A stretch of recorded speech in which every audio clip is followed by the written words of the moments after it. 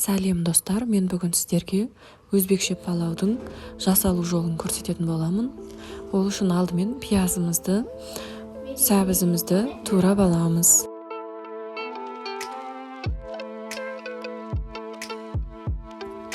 Турап болған соң қазанға 400 мл май құйып, қыздырып аламыз. Сосын қызып тұрған майдың үстіне пиязымызды, етімізді салып, қызартып қуырып аламыз.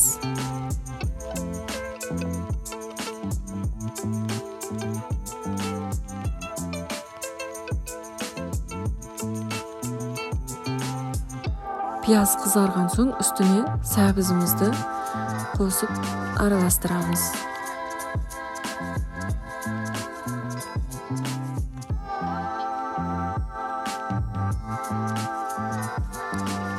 Сосын үстіне 1,5 литр су құйып, етіміз піскенше қайнатамыз.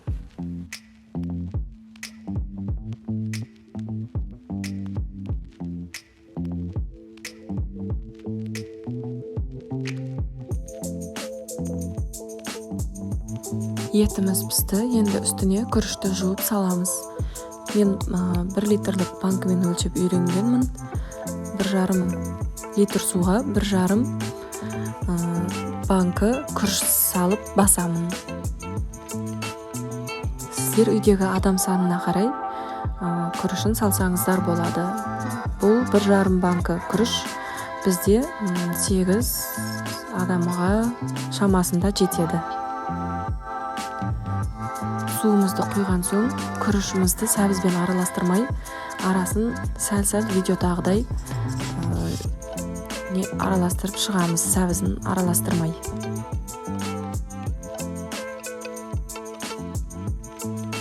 Оның үстіне 2 бас чесногымызды салып, және бұрышымызды салып, бетін жауып, суы тартылғанша қайнатамыз. Сосын оның үстіне піскен, алдын ала суға пісіріліп алған горохымызды саламыз.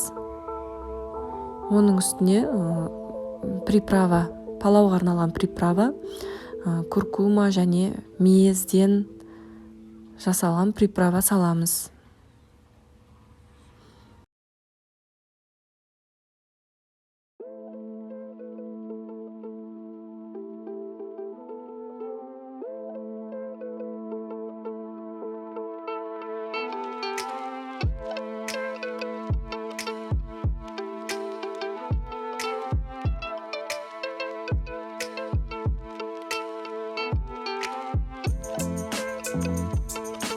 Суы тартылайын деген кезде тағы бір араластырамыз, сәбізін араластырмай. Күріштің ішіне су кіру керек. Осылай видеодағыдай араластырып алыңыздар.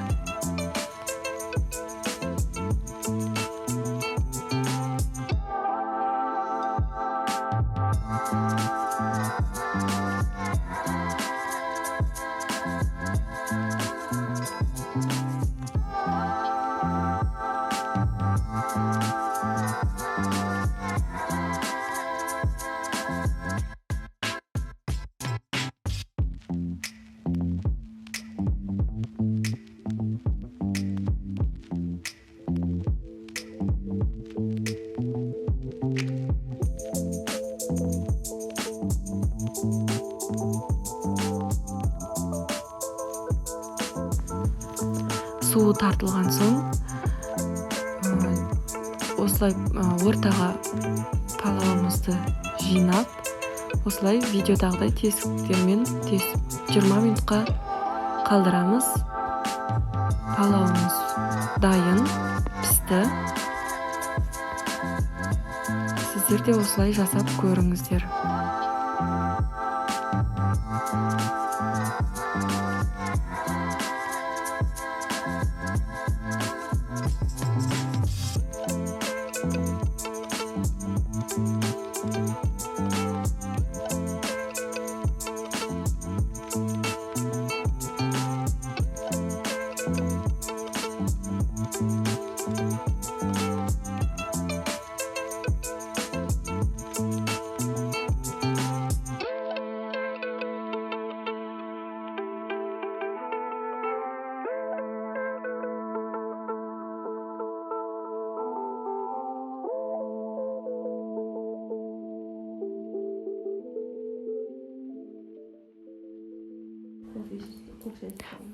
Палауымыз дайын.